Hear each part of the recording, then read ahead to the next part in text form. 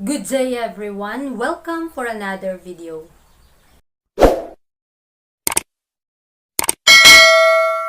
Sa oras na ito ating pag-aaralan ang Messages to Young People entitled Katalinuhan na Hindi Napapabanal. Sa panahon natin ngayon mga kapatid, may mga katalinuhan ang mga tao at hindi ito napapabanal. Sabi dito, may mga kabataan na may particular na uri ng talino na kinikilala at hinahangaan ng kanilang mga kasamahan. Ngunit ang kanilang kakayahan ay hindi pinapaging banal. Hindi ito pinatatag at pinatibay ng mga biyaya at pagsubok ng karanasan. At hindi ito magagamit ng Diyos upang maglingkod sa sangkatauhan at luwalhatiin ang kanyang pangalan. Mga kapatid, nakakalungkot isipin.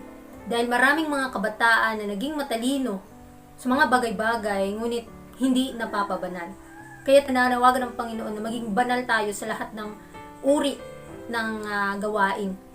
Dahil kapag nagiging pabaya po tayo sa ating mga hiniram na mga talento, hindi tayo napapabanal dito, hindi po tayo magagamit ng Panginoon. Kaya tandaan natin, ano man yung mga pinagdadaanan natin, kailangan tayong ma-develop, kailangan tayong lumago sa ating kaalaman sa mga espiritual na bagay. Kaya kinakailangan ang pinaka-point natin, papaano natin maidadala ang mga kaluluwa sa paanan ng Panginoon. Kaya kinakailangan na mapabanal tayo sa lahat ng uri ng gawa. Sa ilalim ng anyo ng kabanalan, ginagamit ang kanilang mga kapangyarihan upang magtayo ng maling pamantayan. At ang mga hindi pa nababago ay tumitingin sa kanila bilang dahilan para sa kanilang maling landas. Dinadaya sila ni Satanas sa pamamagitan ng kanilang mga walang kabuluhang biro at tinatawag na talino. Ang lahat ng kanilang sinisikap ay nagiging mura sapagkat sila ay nasa ilalim ng kontrol ng tukso na nagdidirekta at humuhubog sa kanilang mga karakter upang magawa ang kanyang gawain.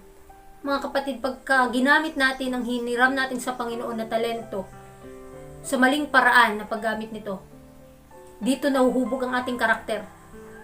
Dinadaya po tayo ng kaaway. Kaya maging mapagbantay po tayo. Na sa ating paggawa, kailangan gamitin natin ang katalinuhan na nanggagaling sa Panginoon. Gamitin natin sa kanyang banal na kalooban. At kung papaano natin maidadala ang katotohanan, kailangan na maipakita ito sa ating mga gawa. Dahil pagka nagiging pabaya, tayo, ang ating karakter, ay nagiging masama. At tayo ay dinadaya ng kaaway. Mayroon silang kakayahan ngunit hindi ito sanay. May kapasidad sila ngunit hindi ito pinapaunlad.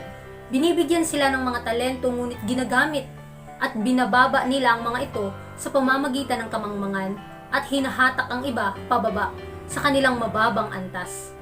Binayaran ni Kristo ang pantubos para sa kanilang mga kaluluwa sa pamamagitan ng pagpapakumbaba, sakripisyo at kahihiyan na dinanas niya. Nakakalungkot isipin mga kapatid na meron tayong kakayahan ngunit mali ang ating paggamit nito. Binibigyan tayo ng mga talento ng Panginoon para magamit natin sa kanyang gawain. Ngunit ano na ang napapala ng mga kabataan ngayon sa ating panahon? Hinahatak sila ng kaaway. At ang resulta, mali ang paggamit nila sa mga talento na pinagkaloob sa atin ng Panginoon. Tandaan natin, pagka nagiging pabaya tayo sa paggamit ng mga talentong ito, sisingilin tayo ng Panginoon. At ano ang gagawin natin? Kailangan tayong mabago. Before tayo humarap sa luklukan ng ating Panginoon, in the last days mga kapatid, kailangan nating mabuild yung karakter ni Kristo. At gamitin ang ating buong puso na paglilingkod, gamitin ang talento na pinagkaloob sa atin para mapalaganap ang mensahe. At ma-apply ito, ma-develop ito sa ating buhay upang maging epektibo tayong manggagawa. Huwag tayong maging pabaya sa mga tungkulin na iniatas sa atin upang hindi tayo sisingilin sa mga huling araw.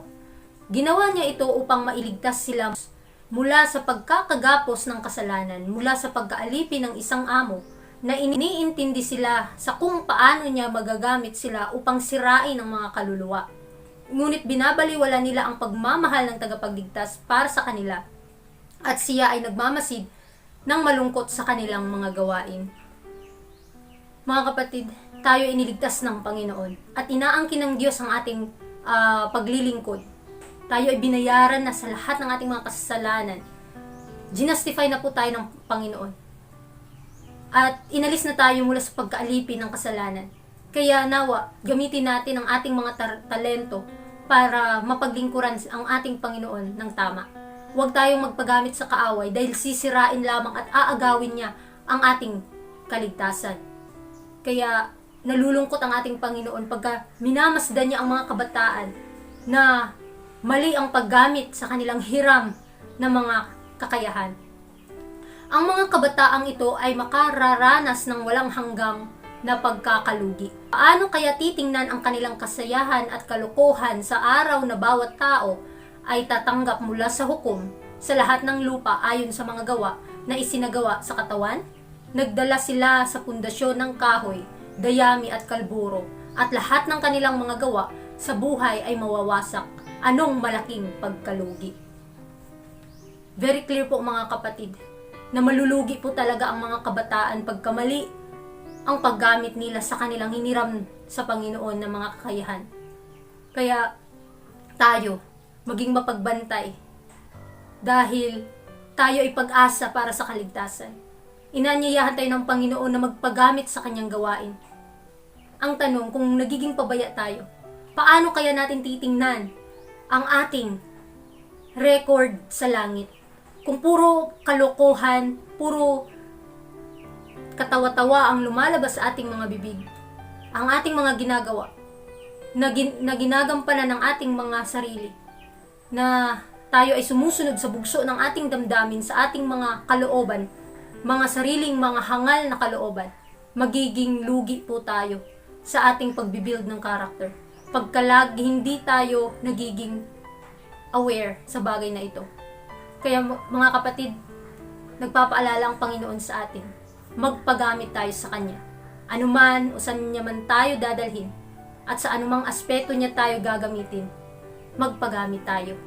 Sabi pa dito, o gaano kalaki ang pagkakaiba ng kalagayan ng mga yaong nagsasagawa ng kanilang bahagi sa paglilingkod sa Diyos, na umaasa kay Jesus para sa Kanyang pag-apruba, na araw-araw ay isinusulat sa kanilang talaan ang kanilang mga pagkakamali, mga pagkukulang, kanilang kalungkutan, mga tagumpay laban sa tukso, kasiyahan at kapayapaan kay Kristo. Ang mga ganitong kabataan ay hindi kinakailangang harapin ang kanilang talaan ng buhay na may kahihiyan at pangungulila. So maging mapagbantay mga kapatid.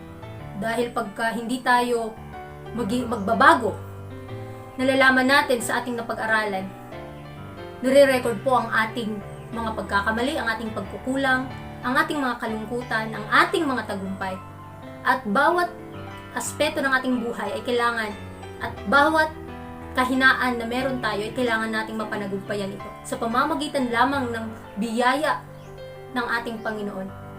Tayo po ay haharap sa Kanya na kailangan walang mantsa, na walang ikasasaway, dahil sa pamamagitan ng dugo ni Kristo na tayo niligtas. Kailangan na maipakita natin na tayo ay tapat, na pinagkaloob niya sa atin yung mga bagay na ito. Maging tapat tayo sa mga bagay na pinagkaloob niya para tayo ay magamit niya sa kanyang gawain.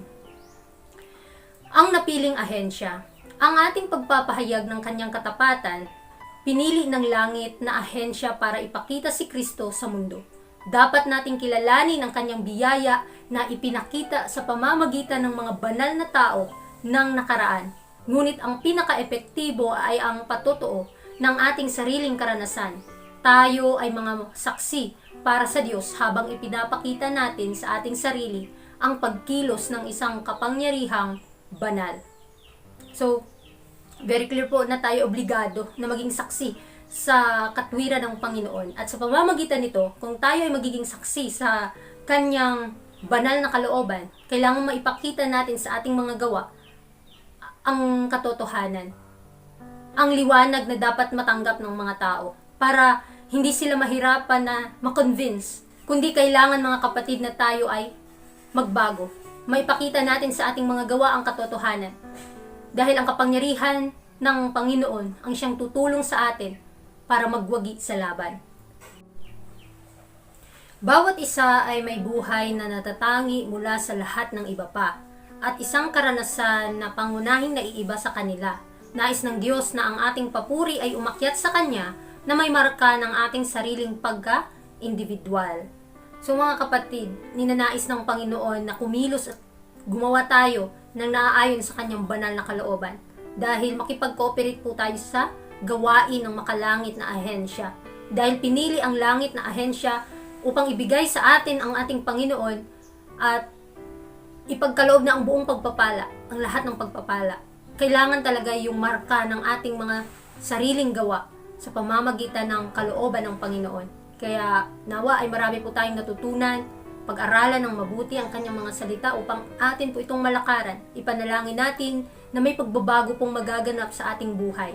Maipakita natin sa ating mga gawa ang katotohanan dahil ito po ang kalooban ng ating Panginoon. Kaya muli, maraming salamat sa inyong pakikinig and God bless.